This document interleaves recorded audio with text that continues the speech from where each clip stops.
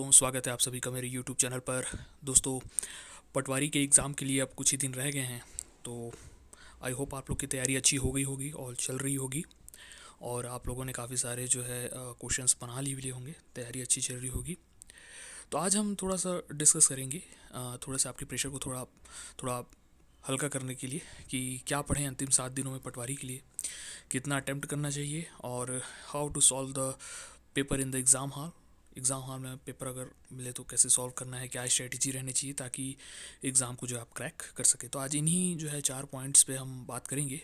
I hope ये helpful रहे आप लोगों के लिए। थोड़ा साइकोलॉजिकल चीज़ है क्योंकि एग्ज़ाम जो है एक साइकोलॉजिकल गेम है। ठीक है, अगर आप उसे जितना आप टफ समझेंगे उतना वो प्रेशर आपके ऊपर बिल्डअप करेगा। अगर आप उसे लाइट लेंगे तो आराम से आप हैंडल कर जाएंगे। ठीक है, तो चलिए देखते हैं कैसे क्या पढ़ें अंतिम 7 दिनों में। ठीक है, तो बेसिक जो अगर आपके जो सेक्शंस है यही हैं, इंडियन जीएस है, छत्तीसगढ़ है, सीजीजीएस है, मैथ्स है, लॉजिक मतलब रीजनिंग का है, हिंदी और इंग्लिश है। ठीक है, और करंट अफेयर है, सॉरी छोड़िए उससे। तो इस पे जो है आपके करंट अफेयर हैं। ठीक है, करंट अफेयर है। ठीक, करंट अफेयर जो है काफ़ी इंपॉर्टेंट रोल रखता है। ठीक है, तो चलिए हम एक एक करके हम पॉइंट से अकॉर्डिंग जो हम बात करेंगे। सबसे पहला है कि आपका है इंडियन जीएस। इंडियन जीएस में जो अगर आपको पढ़ना है तो देखिए, हिस्ट्री है, आपका कॉन्स्टिट्यूशन है, ठीक है, ज्योग्राफी है और साइंस एंड टेक्नोलॉजी है। ठीक है, इतनी चीज़ें हैं। तो हिस्ट्री में आप जो है आप देख लीजिए, हिस्ट्री तो थोड़ा अथाह हो जाता है क्योंकि एंशियंट हिस्ट्री, मिडाइवल और जो मॉडर्न हिस्ट्री है। ठीक है, तो आप बेसिक जो है आप मौर्य एम्पायर्स देख लीजिए, आप गुप्ता एम्पायर्स देख लीजिए। ठीक है, वैदिक सभ्यता वाले जो हैं वो देख लीजिए। साथ ही साथ जो है गुप्ता काल में जो उनकी सामाजिक व्यवस्था थी, ठीक है, किसको क्या कहते थे उस समय जो है, जो रचना जैसे कालिदास रहे हैं उनकी क्या रचनाएं थी, इस तरीके से अभिज्ञान शकुंतलम क्या है, इस तरीके की जो रचनाएं रही हैं। ठीक है, उनके राइटर्स के नाम याद कर लीजिए। ठीक है, उसके बाद युद्ध जो हुए हैं बाद के, जो मिडाइवल्स में हुए हैं और उसके बाद में जो है मॉडर्न हिस्ट्री में। ठीक है, तो वो आप सारी याद कर लीजिए। ठीक है, मॉडर्न हिस्ट्री में आप डेट याद कर लीजिए, जो जो बेसिक 1857 से 1947 तक कांग्रेस के अधिवेशन से रिलेटेड किसने क्या क्या अध्यक्षता थी और कहाँ की, ये सारी चीज़ आप देख लीजिए। ठीक है, तो ये हो गया इंडियन हिस्ट्री का। ठीक है, इंडियन हिस्ट्री तो थोड़ा आता है। ठीक, उसके बाद आता है कॉन्स्टिट्यूशन। कॉन्स्टिट्यूशन बहुत इंपॉर्टेंट है, इसे देता ही है। और कॉन्स्टिट्यूशन एक ऐसा चीज़ है जिसे 3 से 4 क्वेश्चन देते ही देते हैं। ठीक है, तो आप हिस्ट्री के अलावा अगर आपको देखना है तो आप कॉन्स्टिट्यूशन को अच्छे से, ज़्यादा अच्छे से रिवीजन करके जाइए। ठीक है, उसमें भी इंपॉर्टेंट सेक्शन है, मैं बता देता हूँ। जैसे है आपका है, स्टार्टिंग होता है आपका है राष्ट्रपति, उपराष्ट्रपति। ठीक, उसके बाद है आपका है सुप्रीम कोर्ट, हाई कोर्ट। ठीक है, एमरजेंसी हो गया। ठीक, उसके बाद है आपका है संसद, विधेयक, विधेयक से रिलेटेड, विधेयक के प्रकार कितने होते हैं, क्या क्या उसकी फॉर्मेलिटीज़ होती हैं, क्या क्या रहते हैं। ठीक है, और वित्त विधेयक, धन विधेयक, इस प्रकार के जो है इंपॉर्टेंट जो है, ठीक है, कुछ धाराओं से रिलेटेड है। ठीक है, ये सब आप देख लीजिए। यूपीएससी देख लीजिए आप। ठीक है, निर्वाचन आयोग के बारे में देख लीजिए आप। ठीक है, तो ये इतने टॉपिक हैं जिनसे क्वेश्चंस बनते ही बनते हैं। ठीक है, इनको आप अच्छे से रिवीजन करके जाइएगा। ठीक, ये हो गया कॉन्स्टिट्यूशन की बात। साथ ही साथ आपको इसमें जो है आप इंडियन करंट अफेयर आप बहुत अच्छे से देख के जाइएगा इंडियन करंट अफेयर्स में। ठीक है, इंडियन करंट अफेयर में आप जो है स्पोर्ट्स अच्छे से देख लीजिए, कहाँ कहाँ स्पोर्ट्स में है, कौन जीता है। ठीक है, उसके बाद है आप स्पोर्ट्स के बाद अवार्ड्स देख लीजिए। हाल ही में ऑस्कर अवार्ड हुआ है तो उसको पूरा आप देख लीजिए। ठीक, ऑस्कर अवार्ड हो गया। पुरस्कार मिले हुए हैं, जैसे अभी ज्ञानपीठ पुरस्कार अवार्ड मिला हुआ है। ठीक है, उसी प्रकार इंडिया में जितने अवार्ड्स हैं वो आप देख लीजिए। ठीक है, साइंस एंड टेक्नोलॉजी में देख लीजिए, अभी किसका किसका परीक्षण किया गया है, हेलिना मिसाइल का भी किया गया है और भी कुछ रॉकेट लॉन्चेस किए गए हैं। ठीक है, तो डीआरडीओ द्वारा और क्या क्या किया गया है, इसरो द्वारा कौन से लॉन्च किया गया है। ठीक है, ये सारी चीज़ें जो है आप थोड़ा सा देख लीजिए, science and technology current affair से रिलेटेड। ठीक है, ये हो गया। उसके बाद अब आता है आपका इंडियन ज्योग्राफी। इंडियन ज्योग्राफी में जो है उसमें आप बेसिक चीज़ ही देख लीजिए, उससे ज़्यादा कोई टफ ऐसे क्वेश्चन आते तो है नहीं। ठीक है, अब हम बात करते हैं सीजीजीएस। सीजीजीएस में आप सीजीजीएस में आप तो पूरा पढ़ ही लीजिए, रिवीजन करिए। ठीक है, जितना आप कर सकते हैं। ठीक है, इसके अलावा सीजीजीएस जो अगर करंट अफेयर आप उसको अच्छे से करिए। इकोनॉमिक सर्वे एक बार आप ज़रूर पढ़ लीजिएगा। ठीक है, खासकर लोक वित्त वाले जो रहते हैं और जो उसका जो स्टार्टिंग में जो रहता है ब्रीफिंग, उसको आप ज़रूर पढ़ लीजिएगा। ठीक है, कृषि उद्योग और आपका सेवा में कितना कितना जीडीपी में उसका योगदान है, कितना परसेंट रहा है। ठीक है, पॉजिटिव नेगेटिव कब ज़्यादा रहा है, कम रहा है, किस साल में कम रहा है, नेगेटिव रहा है। ठीक है, ये सारी चीज़ें आप बेसिक जो है आप देख लीजिए। ठीक है, इकोनॉमिक सर्वे से। ठीक, उसके बाद है आपका है मैथ्स।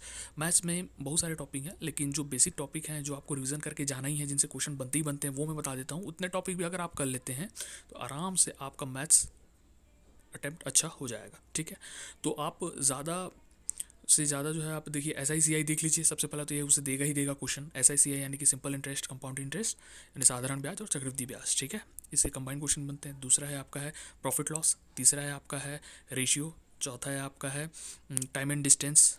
ठीक, और उसके बाद है छठवा है आपका रेशियो परसेंटेज। ठीक है, ये आप देख लीजिए। उसके साथ ही साथ आप एरिया वाला देख लीजिए, मतलब घन घना जो वॉल्यूम वाले हैं। ठीक है, एरिया वाला देख लीजिए।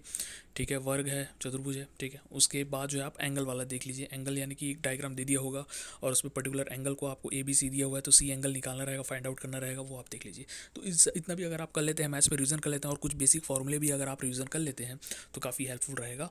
मैथ्स आराम से आपका 25 तो अटैम्प्ट हो जाएगा। और अगर 25 भी अटैम्प्ट हो रहा है तो आप उसको 100% मान के चलिए, क्योंकि आयोग जो है 5 से 6 क्वेश्चन जो है अपनी तरफ से टफ क्वेश्चन देता है, ताकि स्टूडेंट जो है उतना अटैम्प्ट ना कर पाए।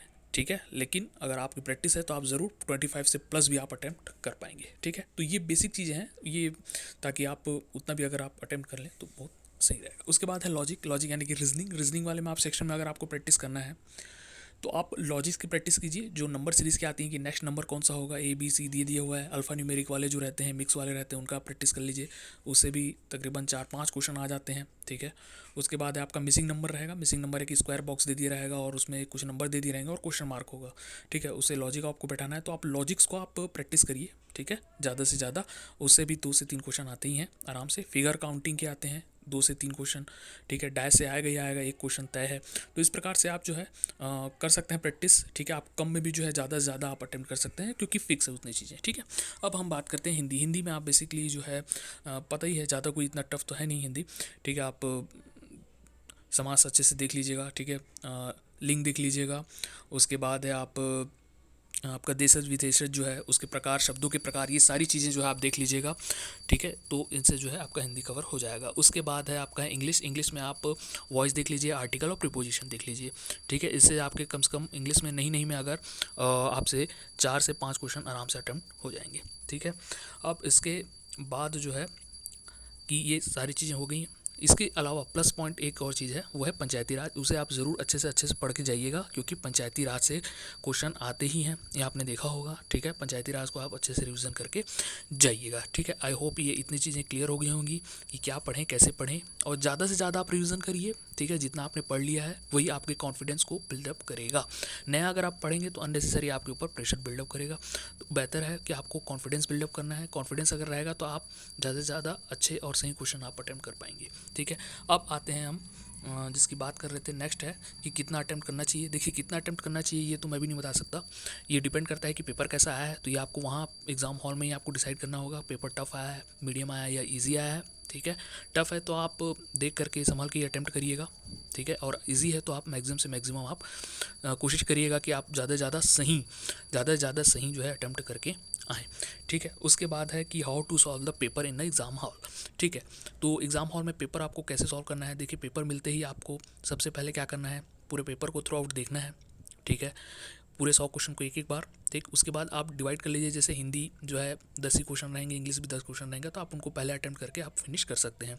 उसके बाद है कि मैथ्स और रीजनिंग और ये सब आ जाते हैं जीएस के। ठीक है, तो आप यहाँ पे ये वो करिए कि आपसे जो पहली बार में बनते हैं, यानी आप एकदम श्योर हैं, 100% श्योर हैं, श्योर शॉट हैं कि हाँ इसका आंसर यही है, उनको आप पहले अटैम्प्ट करिए। थ्रू आउट 150 क्वेश्चन को पूरा आप थ्रू आउट जाइए, और जो आपको लग रहे हैं एक बार में एक नज़र में दिख रहा है कि हाँ इसका राइट आंसर यही है, तो आप उसको एक बार में अटैम्प्ट करिए और आगे बढ़िए।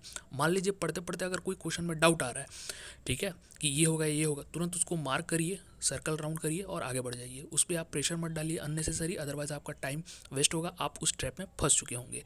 ट्रैप में फंसे मतलब आपका टाइम वेस्ट होगा, माइंड भी आपका डिस्टर्ब होगा, और जो आगे बनने वाले सवाल है वो भी नहीं बनेंगे। इसीलिए कभी भी आप जब क्वेश्चन आप अटेम्प्ट करें तो आप देखते जाइए, एक बार में जो बन रहा है इजीली उसको आप अटेम्प्ट करिए, फिर सेकंड टर्न फिर से चलिए 150 क्वेश्चन। ठीक है, उसमें आप जो आपने जो मार्क किए थे आप उनको अटेम्प्ट करिए।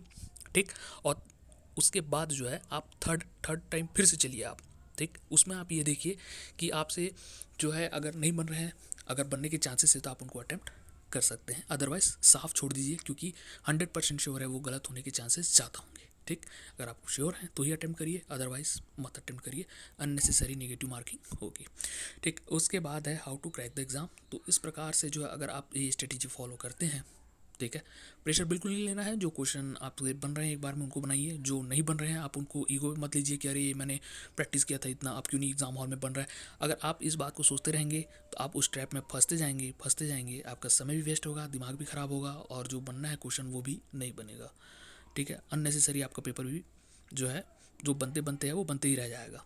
ठीक है, तो उतना प्रेशर नहीं लेना है अपने पे, कोई लोड नहीं लेना है। आराम से उठिए उस दिन सुबह, आराम से पेपर हॉल में जाइए। ठीक है, भगवान का आप जिसे भी आप जिंदगी में मानते होंगे, ठीक है, उनकी पूजा करिए जैसा भी है, और आराम से कूल माइंड से आप एग्ज़ाम देने जाइए। आपका पेपर जो है बहुत ही अच्छा रहेगा। ठीक है, और जहाँ तक इसमें जो है अगर एक और हाँ बात रह गई कि जो नंबर ऑफ़ क्वेश्चन जो अटेम्प्ट वाली बात थी, उसमें एक और बात रह गई कि देखिए इसमें क्या है, ज़िले वाइज होगा सिलेक्शन। ठीक है, तो अलग अलग ज़िले का जो है सिलेक्शन या टॉपर का जो रहेगा नंबर वो अलग अलग रहेगा। ठीक है, वो डिसाइडेड नहीं है। ठीक है, अलग अलग ज़िले के हिसाब से रहेगा, है ना। तो अगर आपसे 100 क्वेश्चन भी बन रहे हैं दैट्स ओके। ठीक है, और अगर आप एक्स्ट्रा अटेम्प्ट करना चाहते हैं, ठीक है, जैसे डबल डाउट वाले होते हैं, 2 ऑप्शन वाले, जो आपको डाउट लगते हैं कि ए भी हो सकता है, सी भी हो सकता है, दोनों में से कोई एक हो सकता है, तो आप उसको आप थोड़ा रिस्क ले सकते हैं, क्योंकि 4 क्वेश्चन अगर गलत भी होते हैं, आपने अटेम्प्ट किया है, तो 1 नंबर ही माइनस होगा, ज़्यादा कोई फ़र्क नहीं पड़ेगा। ठीक है, तो आप थोड़ा ले सकते हैं। मान लीजिए 4 क्वेश्चन में 2 सही हैं और 2 गलत भी हो गए, तो कहीं ना कहीं आपका स्कोर तो बढ़ेगा ही। ठीक है, तो इतना वो नहीं है, टेंशन नहीं लेना है, आप थोड़ा अटेम्प्ट ले सकते हैं, थोड़ा रिस्क ले सकते हैं, ज़्यादा नहीं, थोड़ा रिस्क ले सकते हैं। ठीक है, तो ये रही स्ट्रेटेजी। आपको क्या पढ़ना है, मैक्सिमम से मैक्सिमम यही है। ओवरऑल मैं आप समअप कर रहा हूँ, ओवरऑल आपको क्या करना है, रिवीजन करना है जितना आपने पढ़ लिया है, क्योंकि जो लास्ट वीक है इसमें आप जितना ज़्यादा आप रिवीजन करके जाएंगे उतना आपका कॉन्फिडेंस बिल्डअप होगा, ये आप देखेंगे एग्ज़ाम हॉल में। ठीक है, और कुछ डाउट होगा तो आप कमेंट बॉक्स में करके मुझसे पूछ सकते हैं। ठीक है, मैं खुद जो हूँ इस एग्ज़ाम को क्वालिफाई किया हुआ है मैंने। ठीक है, इसलिए मैं इस स्ट्रेटेजी को आपके साथ शेयर कर रहा हूँ। आई होप ये हेल्पफुल रहेगा। Wish you all the best for your exam, for your future. Thank you.